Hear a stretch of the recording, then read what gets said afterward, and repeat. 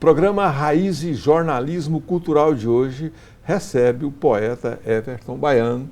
Uma alegria receber você aqui, Everton. Alegria minha, eu não posso furtar a essa oportunidade, eu sinto muito contente, vocês são meus amigos, parceiros, e a gente está aqui constantemente, só chamar. É sempre uma alegria, né, Edival? A gente recebeu um poeta como o Everton aqui. O Everton Baiano, ele é um poeta integral, assim, ele se parece poeta, ele produz uma boa Eu poesia. tento ser. Não, você é um bom poeta e você vai ver, quando ele declamar uns poemas aqui, você vai ver que realmente é um poeta de grande qualidade. E além disso, Doracino, o Everton, ele é poeta, porque normalmente quando você fala de um poeta, as pessoas normalmente pensam, esse sujeito não dá conta disso quando trata dele, qualquer coisa. O Everton é um profissional bem sucedido e tal, quer dizer, ele parece poeta e ao mesmo tempo é um grande executivo. Mas né? olha, Edival, é incrível. Em criança me perguntava assim, o que é que você quer ser quando crescer? Eu falava assim, eu quero ser poeta, eu quero publicar um livro. Eu já vinha com isso, quer dizer, já não prestava desde pequeno, né? Pois é, então a poesia manifesta. Mas você já tinha noção o que era fazer um poema quando você era criança? Não, mas das leituras mesmo que eu fazia, né, das coisas que eu via, eu gostava, eu era entusiasmado com a palavra. Quem que você lia na época da sua infância? Os poetas mesmo normais aí, Carlos Drummond, Manuel Bandeira, que eu sou muito apaixonado por Manuel Bandeira, gosto demais. Inclusive ele tem um poema, Beijo pouco, falo menos ainda, mas invento palavras que traduzem a ternura mais funda e mais cotidiana. Inventei, por exemplo, o verbo te adorar, intransitivo, te adoro, Teodora. Coisa assim, eu gosto da palavra, eu tento me esmerar com a palavra. Semana passada morreu um grande poeta, pelo menos do meu ponto de vista, o Ferreira Goulart. Ferreira Goulart, grande poeta mesmo, maranhense, né, da Lavra também.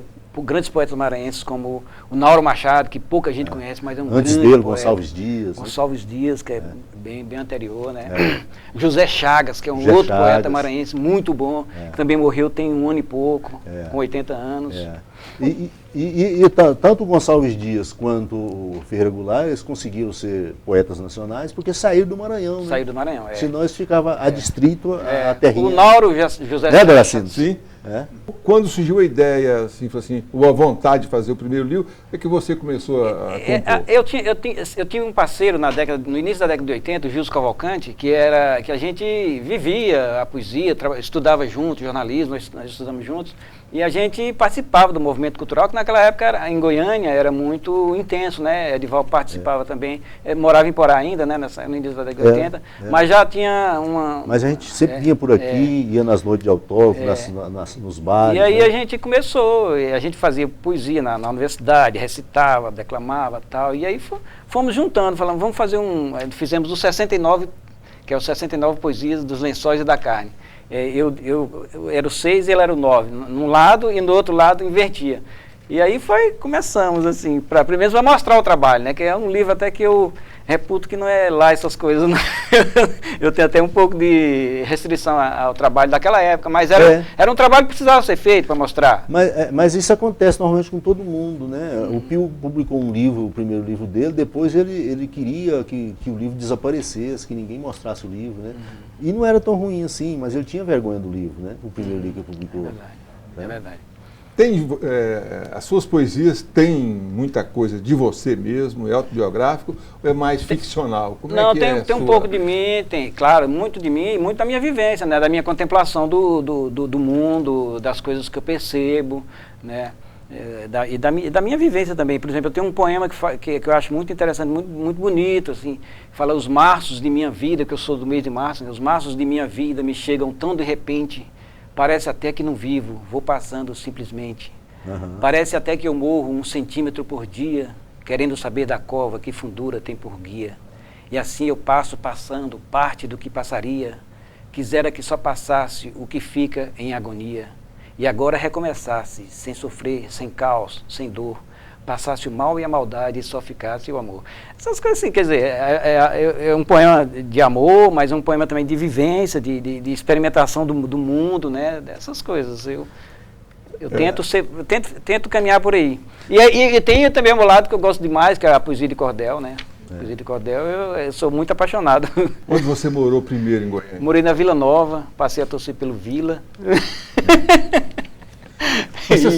E fiquei 6 anos morando na Vila Nova, depois fui para o Jardim Novo Mundo, agora estou em... O Baiano, eu perguntei para você isso, viu, Edivaldo? Quando eu me mudei para Goiânia também, a gente veio do interior de Goiás, eu sou de Araguari, né? A gente veio para cá, meu pai foi ser coletor estadual, e eu vim para cá e fui morar exatamente na Vila Nova, né?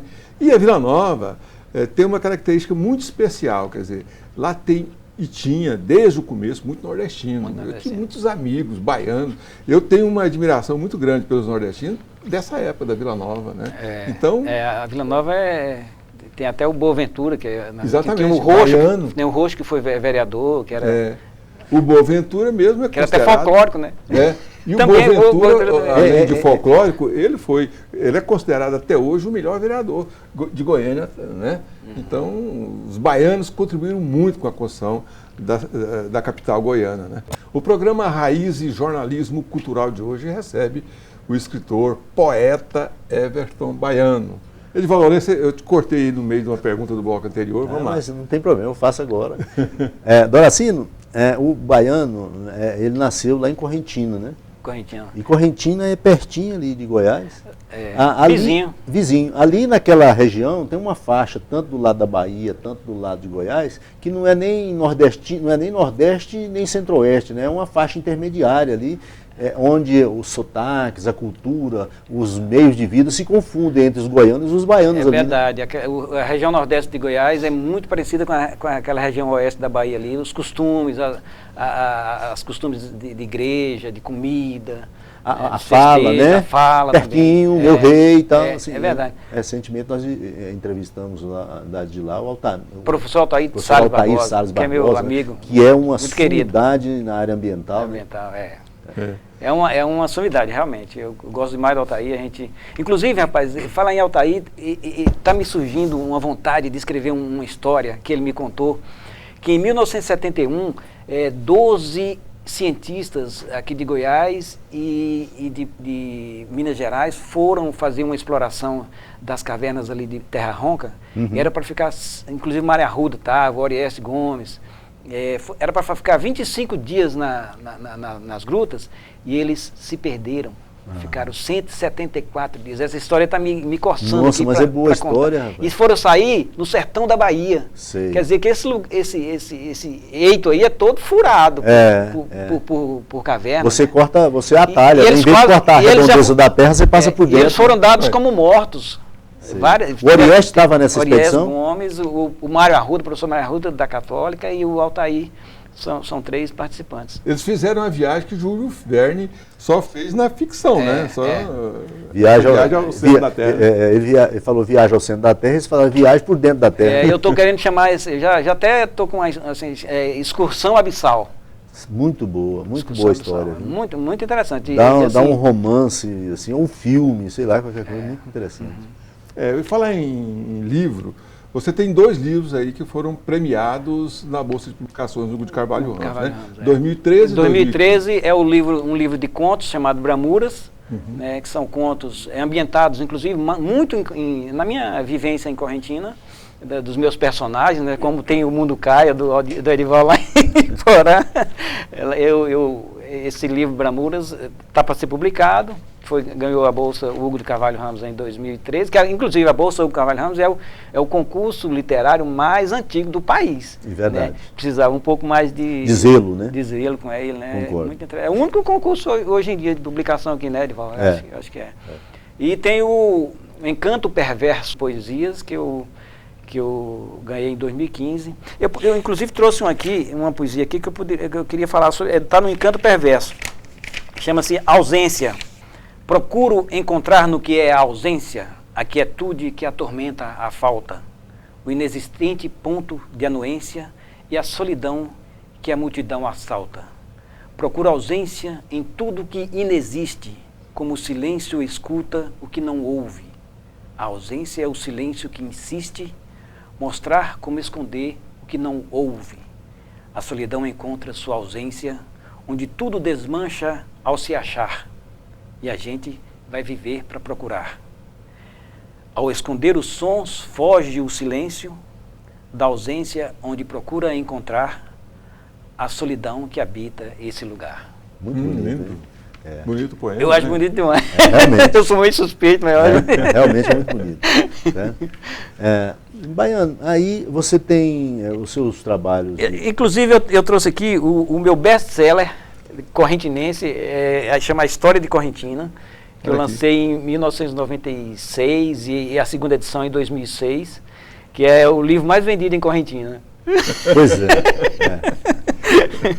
Aí, esse é um livro de pesquisa histórica, né? Você conta a história da formação do município. Vamos pensar algumas passagens dessa história de Correntina? Teve em 1800 e pouco, logo no começo de 1800 e pouco, teve uma disputa de terreno com Goiás, né? Goiás as tropas goianas chegaram a invadir Correntina, tomaram, porque tinha muito ouro naquela região, e depois o pessoal de lá se armou e expulsou os goianos. É bom frisar que nessa época o ouro aqui das minas já conhecidas, como Crixás, Goiás, Pirinópolis, Niquelândia, já estava assim, para o método de exploração da época já estava esgotado. E o pessoal não tinha descoberto um outro meio econômico, então era necessário ampliar as áreas. Então daí a invasão da região de Correntina. O Altair Salles, inclusive, estava me falando que quando ele era menino lá em Correntina, quando chovia muito forte, a enxurrada trazia pedacinho de ouro, eles catavam. É o chamado ouro de aluvião, ouro de enxurrada. Você vai muito a Correntina, né? Vou, minha mãe mora lá ainda. Pois é, e lá você meus irmãos. Tem você encontra com a simplicidade da sua época de criança. Né? E aí você encontra uma nova motivação para continuar fazendo poesia, para escrever? Claro.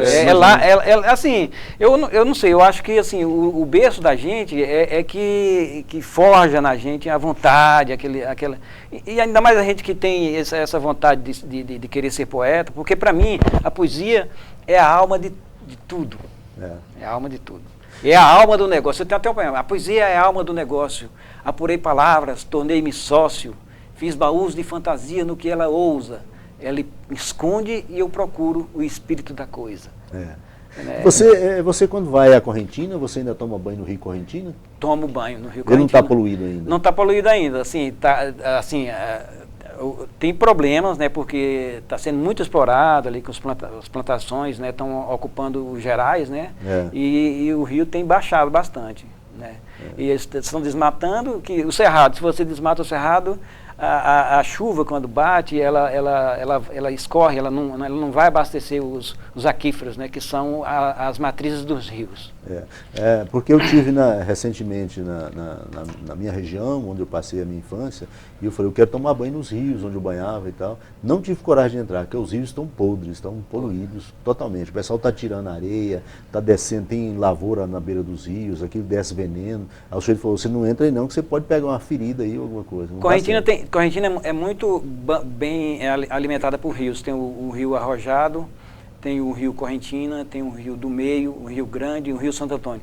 Ainda o Santo Antônio está mais fraquinho.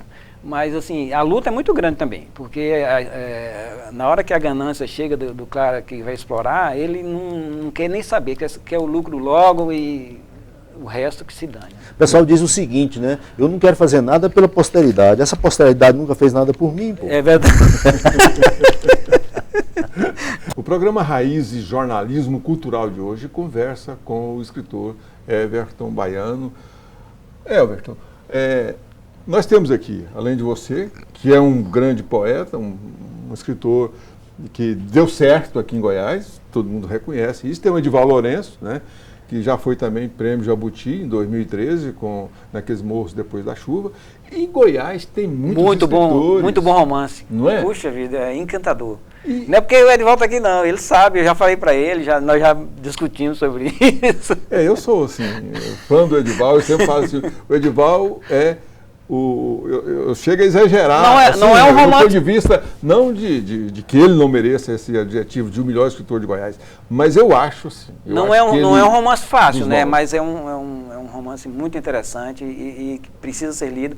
Rapaz, eu estou sentindo falta do Antônio José de Moura. E faz tempo que eu não vou na casa dele. Ele está recluso, né? O Moura é um grande escritor. Grande escritor. Goiás, assim, me encontrei em Goiás. Assim, eu me considero, na verdade, um goiaba, né? Eu já estou mais goiano do que baiano. Eu me dei bem, me dou bem com o pessoal, leio muito a literatura goiana. Eu prefiro demais ler a literatura goiana, prestigio no máximo que eu posso. Sou parceiro de letra, de música com vários cantores e poetas aqui de Goiás, né? Pádua, Lucas Faria, Mauri Garcia, Luiz Augusto, muita gente, né? Pois é. E, bom, aí você veio para cá em 75. 75. Né? Você construiu família, como é que é a sua... Estudei o 2º grau aqui no Colu, depois fui fazer jornalismo na Federal, fiz 2 anos de Direito na Católica, mas larguei, e tá lá, tá guardado o lugar. Mas e aí na Federal me formei, comecei a trabalhar no jornalismo e estou até hoje na profissão. Mas vamos voltar um pouco na pergunta anterior sobre a literatura goiana. Como é que você vê? Como é que você percebe a literatura? Que importância que você dá a ela? Você a considera assim como aqui no programa Raiz Jornalismo Cultural, onde a gente considera a literatura goiana não literatura goiana, né? Literatura brasileira. Ela está perto demais da gente e a gente fica assim, às vezes até sentindo assim, tem um certo menosprezo o trabalho feito em literatura aqui é muito bom, sabe, não fica a dever nada o trabalho feito aí pelo...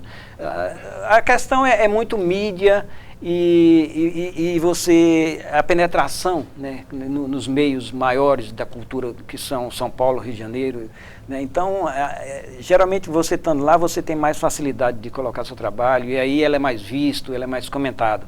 Mas a literatura de Goiás, apesar desses pesares, que não tem essa projeção, mas é uma literatura muito boa, muito bem feita, de muita qualidade mesmo, sabe? Temos poetas aqui excelentes, sabe? Eu fico admirado até com o trabalho aqui de Goiás. Sinceramente, se você for analisar, eu que leio bastante, não leio tanto quando precisava, mas leio muito, procuro ler muito a literatura brasileira, eu percebo isso tranquilamente. Gosto demais da literatura goiana, eu acho que a gente ainda não é valorizado como devia. Sinceramente, As artes, de um modo geral, têm encontrado um amparo para divulgação através das redes sociais. Você acha que a literatura tem encontrado assim, possibilidade de divulgação nas redes sociais? Tem sim. A gente tem que sempre ficar um pé atrás com as redes sociais, né, porque elas trazem muita bobagem e muita coisa que não se comprova na realidade. Mas a literatura tem blogs, sabe? Se você for pesquisar a literatura de cordel, por exemplo, você acha blogs, você acha o pessoal que trabalha com isso, que divulga, um pessoal sério. A literatura, todos os tipos de literatura, poesia, né? Você tem blogs. Aqui mesmo nós temos espaços de contos e de poesias aqui nas redes sociais, aqui em Goiás mesmo, né? O nosso colega Adalberto, né, que trabalha que é muito entusiasta desse meio de trabalho, eu acho que tem. Agora, eu não sei ainda medir o que é esse negócio de rede social. A gente está muito... Eu fico meio perdido às vezes. E às vezes a gente se encanta muito com a coisa e depois você cai do cavalo. Né? Mas assim, as redes sociais, elas estão aí, elas chegaram, você tem que participar e tem muito boa coisa sendo feita também. Você tem que saber separar um pouco o joio do trigo, né? Porque esse manuseio é muito difícil também ainda. As redes sociais, elas são democráticas, né? Pelo menos são democráticas. Todo mundo publica, todo mundo diz o que quer. E é claro que a gente também, você como jornalista, eu também vejo assim, a gente começa a aprender. A trabalhar, a redes sociais. Você pode pegar 10% das redes sociais e encarar que tem 10% são coisas boas. 90% você pode jogar para o escanteio. Você é otimista. Não, Edvaldo? Sou um pouco otimista. E eu acho que eu estou sendo otimista mesmo. Mas tem coisa boa, claro, né? Tem, as redes sociais têm coisas boas. Eu vejo assim, como o Baiano falou, as redes sociais elas estão assim no começo mesmo, né? E ela não chegou a um ponto assim de maturidade em que se possa avaliar. Tem muitas opiniões de pensadores, cientistas sociais. Tem muita gente que opina sem ler também as coisas. Sem ler essas coisas. Sem conhecimento. Então, né? Às vezes você coloca uma peça literária no Facebook, por exemplo, aí chove de gente lá, falando, nossa, adorei e tal, aquela coisa. Depois você encontra com uma pessoa, você fala, o que você achou daquele negócio? Fala, não, pai, eu separei lá e vou ler ainda e tal. Quer dizer, mas ela já deu a opinião dela, sabe? É muito comum, né? A pessoa nem lê a matéria principal, mas lê o comentário e comenta em cima do comentário. Aí vem verdade, aquela, aí vem, né? puxa outro assunto que não tem nada a ver com o assunto principal. Mas isso que você está falando também, Edival, o fato da pessoa ler e realmente não ler, a gente depara com o pessoal que lê os jornais também, né? Tem. O pessoal fala assim, poxa, eu li sua crônica. De que eu falei? Bom, eu não lembro muito bem se foi a última, e aí acaba eles conversando, não é? É mais ou menos assim? Não, mas esse hábito, ele é humano. Assim, os livros, por exemplo, tem muita gente que lê só a orelha do livro e se acha no direito de sair comentando o livro. Tal, verdade. toda, né? Então, tem muito assim, esse é um comportamento humano, mas que nas redes sociais ele é multiplicado de uma forma assombrosa. Né? Na literatura de cordel, por exemplo, tem o Zé da Luz, que eu gosto demais, um poeta paraibano, que fala assim, menina, me responda, sem se rir, sem chorar, por que você se arremexe quando vê o homem passar? Não fica quieta no canto, fica toda remexendo? Pensa talvez que nós homens não tem oi nem tá vendo? Mas se eu fosse autoridade e tivesse algum valor, eu botava nas cadeias esse seu remexedor, e depois dele estar preso num lugar bem amarrado, eu dizia, minha nega, remexe pro delegado. Só para descontrair um pouco. Mas no embalo desse poema do Zé da Luz, nós vamos embora. Né? A gente vai embora ao som, né, com essa poesia aí do Zé da Luz. Everton Baiano falou com a gente hoje no Raízes Jornalismo Cultural. Nós agradecemos a sua presença aqui. Eu que agradeço o convite, muito obrigado. Edival Lourenço, vamos embora? Pois é, Doracino, mais uma vez, realmente uma alegria muito grande, hoje especialmente entrevistando o Everton Baiano, a gente que já troca figurinhas sobre literatura há muitos anos, né? E vocês viram que é realmente um cara legal, um cara que está produzindo um bom trabalho, e que você tem uma ótima semana.